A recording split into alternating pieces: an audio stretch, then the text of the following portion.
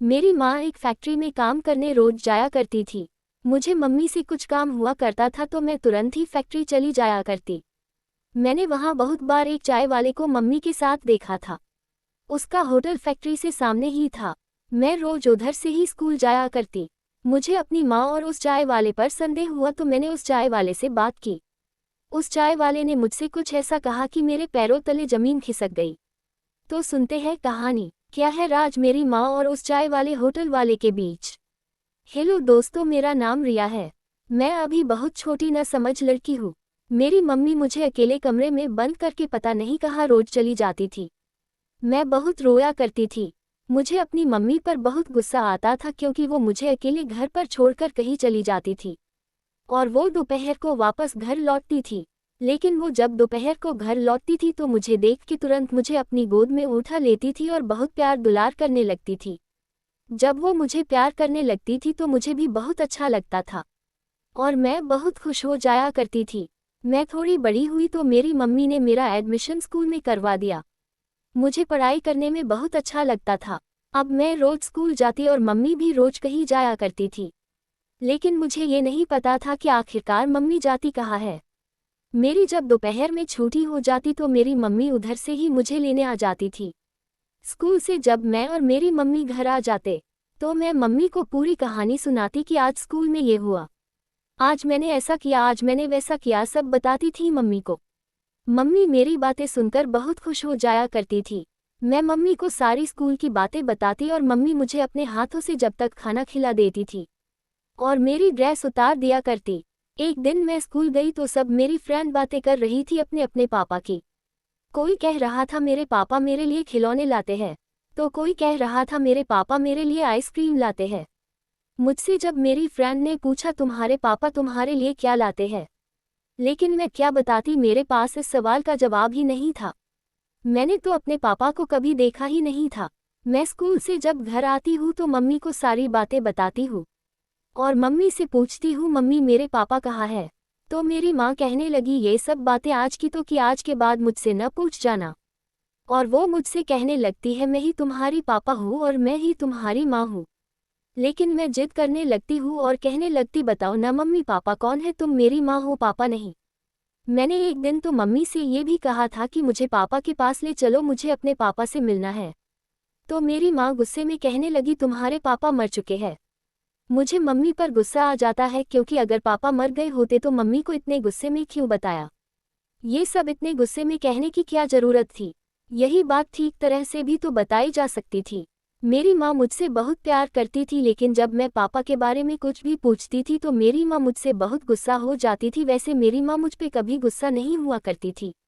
जब कभी कभी मैं अपने दोस्तों के साथ कहीं बाहर घूमने चली जाया करती थी तो मम्मी मुझे यही कहा करती थी तुम ज़्यादा इधर उधर न घुमा करो, घूमने से तुम बर्बाद हो जाओगी। क्योंकि जमाना देख रही हो कैसा है आजकल, क्या क्या हो रहा है इस दुनिया में, तुम्हें कुछ पता भी है। मैं जब थोड़ी और बड़ी हो जाती हूँ तो मुझे पता चलता है कि मेरी माँ एक फैक्ट्री में काम करती है। काम भी बहुत अच्छा था, कंप्यूटर पर काम किया करती थी। सैलरी भी काफ़ी अच्छी मिलती थी क्योंकि उसी सैलरी से मेरी पढ़ाई और घर का खर्च चल रहा था। मेरी माँ मेरे लिए सब कुछ करती थी और मैं कभी कभी गुस्सा हो जाया करती थी, लेकिन अब मैं कभी गुस्सा नहीं हुआ करती थी जब से थोड़ा समझदार हुई, क्योंकि मेरी माँ बहुत मेहनत करती थी। अब मैं 10th में पढ़ रही थी। मैं 17 साल की बहुत जवान और खूबसूरत लड़की थी। एक दिन सुबह सुबह मेरी माँ की पड़ोस में ही एक औरत से लड़ाई हो जाती है। मैं अपने रूम से बाहर निकलकर आती हूँ और वो औरत मेरी माँ को बहुत भला बुरा सुना रही थी। उस औरत का मर्द भी पास में ही खड़ा हुआ था। वो औरत और भी कुछ बोलने जा रही थी लेकिन उसके मर्द ने उससे कहा ये न बोल और उसे चुप करा लिया। मुझे ये समझ नहीं आ रहा था कि आखिरकार वो क्या बोलने वाली थी। पहले उसके मर्द ने तो उसे नहीं चुप कराया और वो और कुछ बोलने वाली थी तभी उसने उसे चुप क्यों करा लिया। मुझे ये बात बार बार मेरे दिमाग में खटक रही थी। वो औरत अपने घर चली जाती है और मेरी माँ अपने रूम में चली जाती है। थोड़ी देर बाद मैं भी अपने रूम में जाने लगती हूँ, लेकिन जब मैं अपने मम्मी के रूम के पास से गुजर रही थी तो मुझे मम्मी के रूम से रोने की आवाज़ आ रही थी। तभी मैंने मम्मी के रूम का गेट खोला और देखा तो अंदर मम्मी कुछ देखकर रो रही थी। मैंने मम्मी को आवाज़ लगाई तो मम्मी ने तुरंत ही मुझसे कुछ छिपा लिया और कहने लगी मुझे अकेला छोड़ दो। तो मैं मम्मी की बात सुनकर रूम से बाहर आ जाती हूँ। मुझे अब कुछ समझ नहीं आ रहा था कि मम्मी मुझसे क्या छिपा रही है। मैं अपने रूम में लेट जाती हूँ और कुछ देर बाद रात हो जाती है तो मैं सो जाती हूँ और सुबह सुबह मम्मी मुझे उठाने के लिए आती है। मम्मी के फेस से पता चल रहा था कि मम्मी रात में बहुत रोई है। मम्मी के चेहरे का एक्सप्रेशन कुछ अलग ही दिख रहा था। मैंने मम्मी से फिर से पूछा लेकिन मम्मी ने मुझे फिर से कुछ नहीं बताया। मेरी माँ ने मेरे लिए चाय बनाई और मैंने चाय पी और फिर स्कूल जाने के लिए रेडी हो गई। मैंने अपने घर से बाहर पैर रखा तो मुझे पड़ोस के लोग पता नहीं कैसे कैसे देख रहे थे। मैं सबको इग्नोर करते कराते अपने स्कूल आ जाती हूँ। स्कूल में मुझे पढ़ाई करने का मन नहीं कर रहा था। मेरे दिमाग में यही सारी बातें घूम रही थी।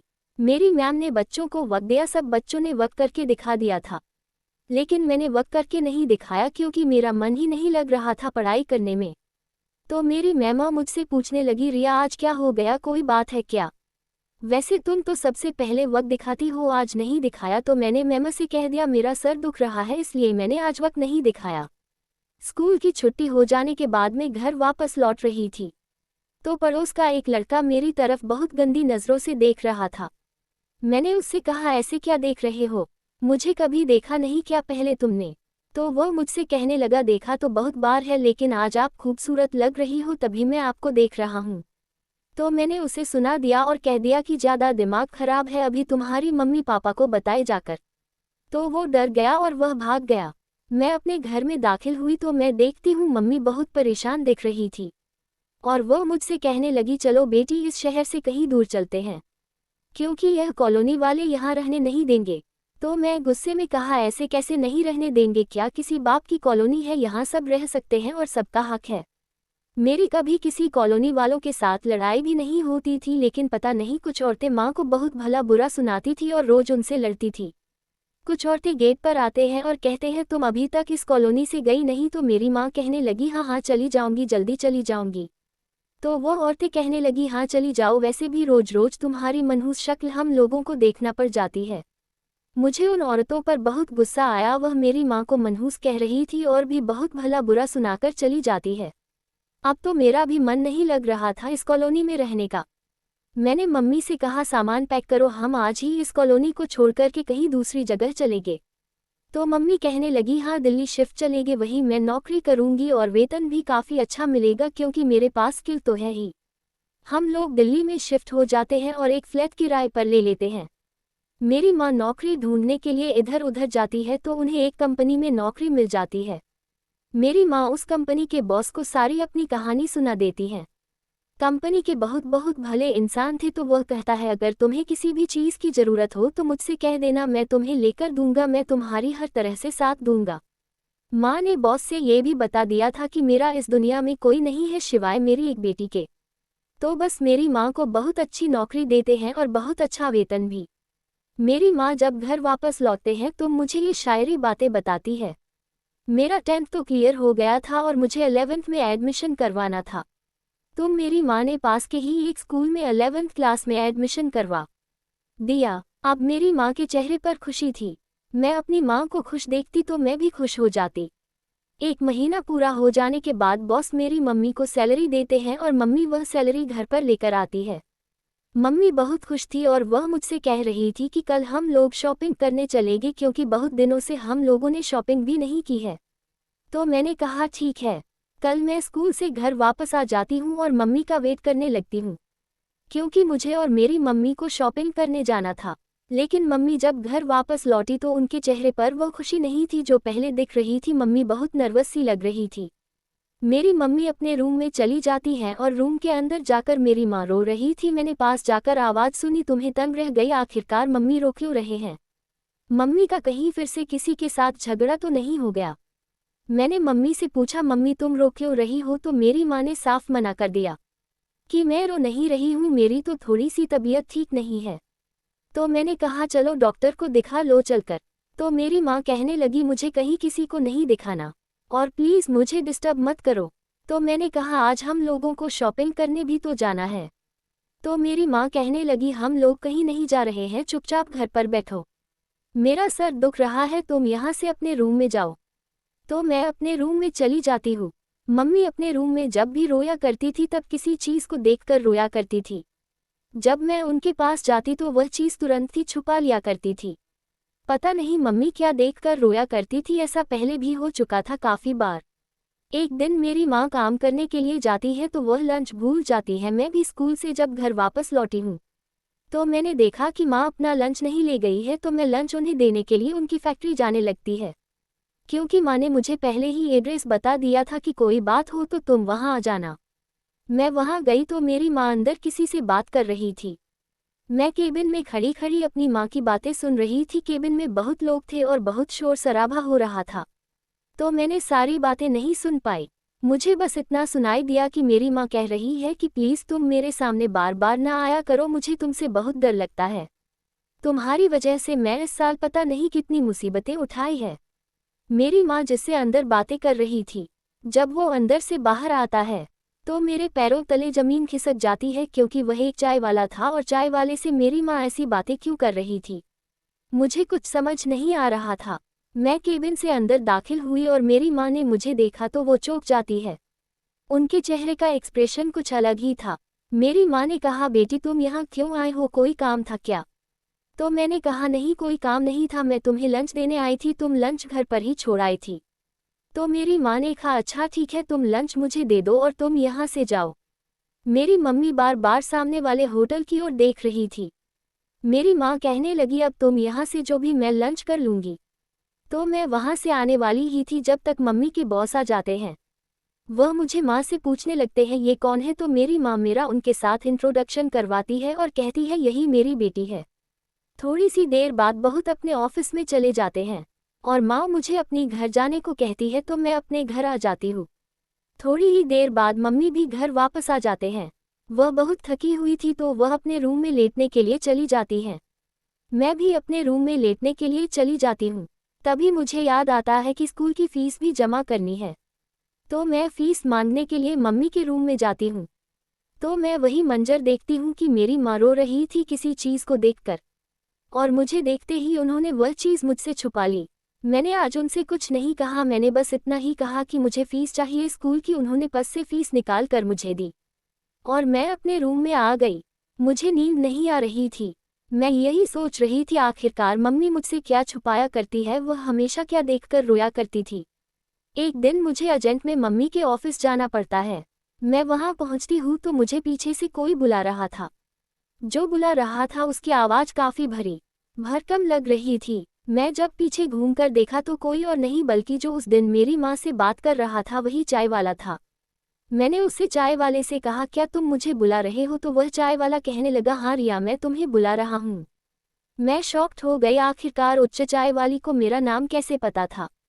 मैंने सोचा शायद मेरी माँ ने इसे मेरा नाम बताया होगा।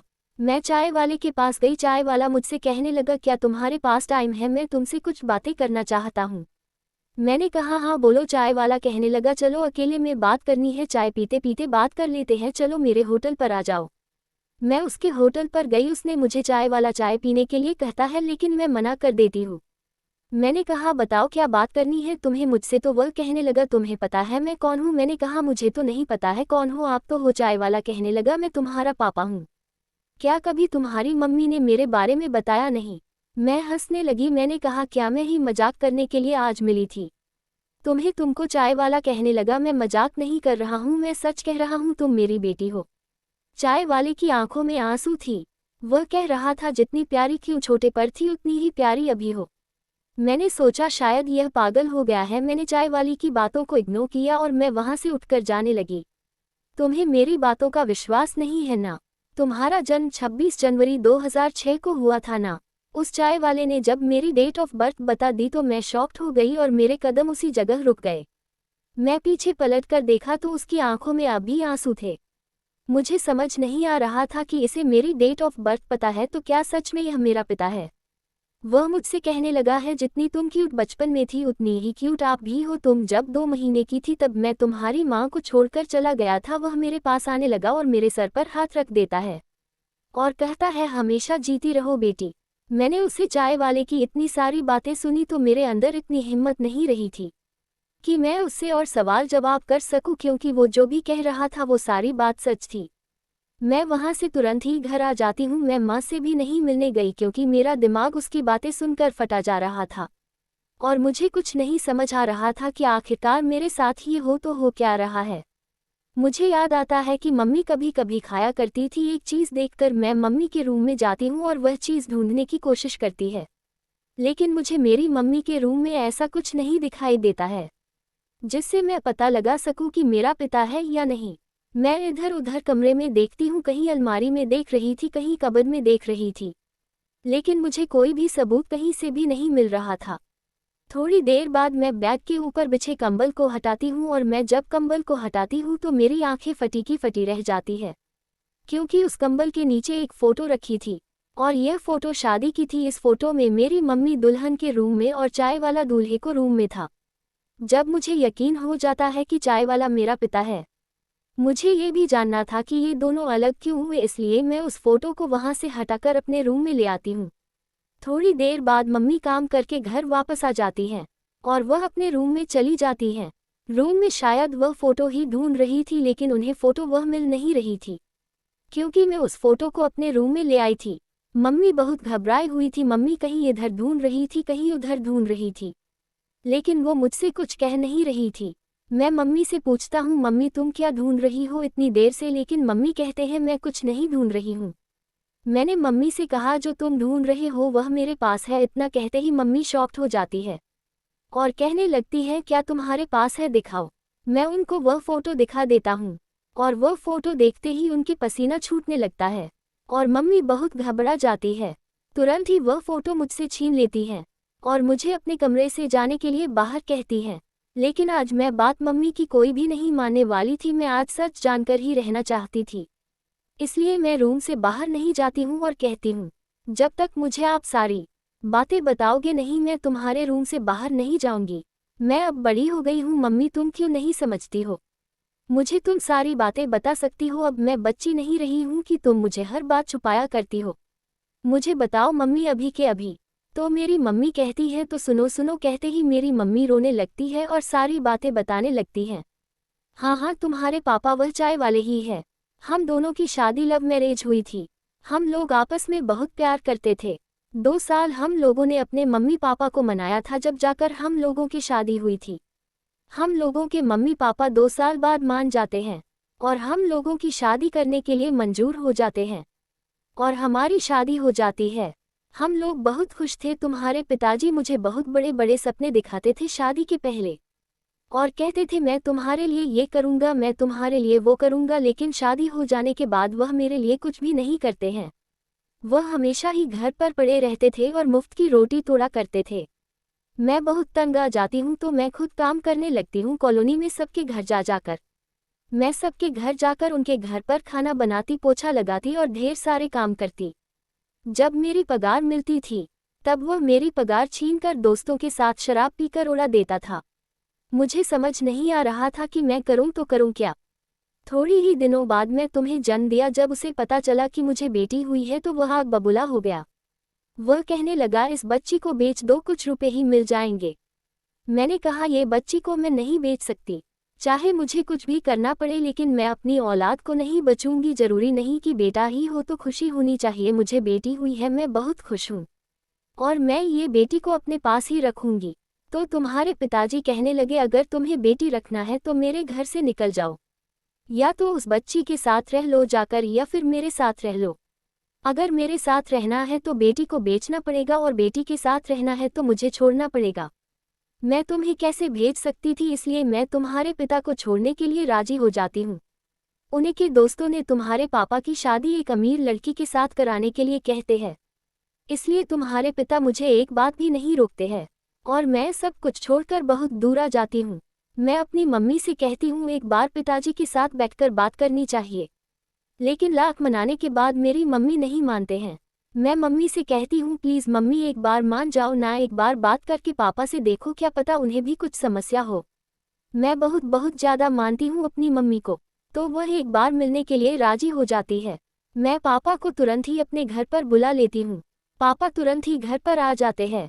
हम लोगों ने बैठकर बातें की मेरे पापा बातें करते करते ही तुरंत रोने लगते हैं और कहने लगते हैं प्लीज़ कविता, जो हुआ भूल जाओ, मैं अब पहले जैसा नहीं रहा हूँ। मैं अब बहुत मेहनत करता हूँ, मेरा एक चाय का होटल भी है, मैंने एक घर भी खरीद लिया है, मैं अब बहुत रुपए कमाता हूँ, मैं पहले जैसा आवारागर्दी कुछ नहीं करता है। वह मेरे दोस्तों ने मेरे साथ मजाक किया था कि मैं तुम्हारी शादी एक अमीर लड़की से कराऊंगा। वह शादी वादी कहीं कुछ नहीं होती है, वह सिर्फ मेरे दोस्त मेरे साथ मजाक कर रहे थे। जब मुझे पता चलता है कि यह सब मजाक है तो मैं तुम्हें ढूंढने के लिए इधर उधर जाता भी हूँ, लेकिन तुम मुझे कहीं नहीं मिली। और इस बीच मेरा एक्सीडेंट भी हो गया था। एक्सीडेंट हो जाने के बाद मैं अस्पताल में अपने दोस्तों को बुलाया, लेकिन कोई भी दोस्त मेरी मदद करने के लिए नहीं आया। मुझे तुम्हें छोड़कर बहुत पछतावा हो रहा था, उसी टाइम मुझे तुम्हारी ज़रूरत थी। मैं इस अस्पताल में संकल्प लेता हूँ कि मैं आज से आवारागर्दी करना और शराब पीना बंद कर दूंगा। मैंने उस दिन से सारे गलत काम छोड़ दिए और मैं उन दोस्तों का भी साथ छोड़ दिया जो सिर्फ मेरे पैसों के लिए मेरे साथ रहा करते थे। और मैंने एक चाय का ठेला लगाया, धीरे धीरे मेरी चाय सबको पसंद आने लगी और मेरी सेल बढ़ने लगी। मेरे पास जब रुपए हो जाते हैं तो मैं एक चाय का होटल खोल लेता है। पर मैं आज बहुत अच्छे रुपए कमा रहा हूँ। मेरे पिताजी मेरी माँ से कहने लगे प्लीज़ मेरे साथ वापस आ जाओ। मैं बिल्कुल अब बदल गया हूँ, मैं पहले जैसा नहीं रहा हूँ, प्लीज़ मेरी बातों को समझो। और वो बहुत मेरी माँ के सामने रो रहे थे। मेरी माँ उनके रोने से बिल्कुल भी नहीं मान रही थी और वह कह रही थी मैं अब तुम्हारे साथ नहीं रह सकती। मैं अपनी इस ज़िंदगी से खुश हूँ, मुझे फिर से उस ज़िंदगी में नहीं जाना। तो मेरे पिताजी कहने लगे जैसा तुम सोच रही हो वैसा बिल्कुल नहीं है। मैं इतने रुपए कमा लेता हूँ कि मैं घर का घर चला सकूँ और बेटी को पढ़ सकूँ। अब तुम कोई काम नहीं करोगी, तुम सिर्फ घर का काम करोगी। प्लीज़ मेरे साथ लौट आओ, प्लीज़ मेरे साथ लौट आओ। बार बार यही मेरे पिताजी का रहे थे। इन दोनों की बातें सुनकर मेरे भी आंखों में आंसू आ जाते हैं और मैं मम्मी से कहती हूँ मम्मी अब पापा इतना चेंज हो गए हैं तो हम लोगों को पापा की बात मान लेनी चाहिए और पापा के साथ चलना चाहिए। लेकिन मम्मी मानने के लिए राजी नहीं थी। मैंने मम्मी से कहा तुम पिताजी से अब भी प्यार करती हो, मुझे पता है, क्योंकि अगर तुम पिताजी से अब प्यार न करती होती तो उनकी फ़ोटो अपने बिस्तर के नीचे क्यों रखती थी और रोज़ उस फोटो को देख देख कर क्यों रोती थी? ये प्यार नहीं था तो क्या था? मेरी माँ रोने लगी और कहने लगी हाँ हाँ मैं प्यार करती हूँ, आज भी मैं इनसे बहुत प्यार करती हूँ। मेरा प्यार इनके लिए ना पहले कम था, ना आज कम है और ना कभी कम हो सकता है।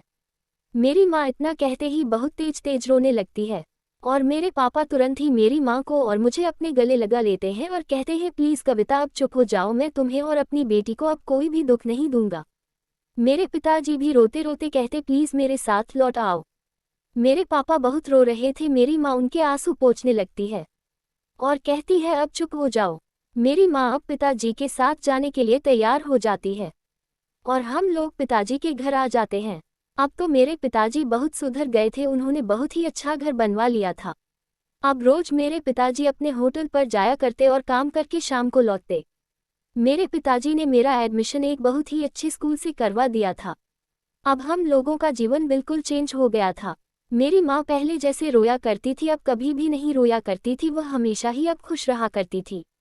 अगर तुम्हारे साथ भी कुछ ऐसी घटना हुई हो तो उसे दूसरा मौका जरूर देना चाहिए और बैठकर बातें सॉल्व करनी चाहिए। हर बातों का कोई ना कोई सॉल्यूशन जरूर होता है। और हाँ, अगर वीडियो अच्छी लगी हो तो प्लीज़ वीडियो को लाइक और एक प्यारा सा कमेंट करें। अगर चैनल पर नए हैं तो हमारे चैनल को अभी सब्सक्राइब करें और वीडियो को उस व्यक्ति के पास जरूर शेयर करें जो ऐसी सिचुएशन में है। तो मिलते हैं किसी और रोमांचक कहानी के साथ, जब तक के लिए बाय बाय दोस्तों, अपना ख्याल रखना।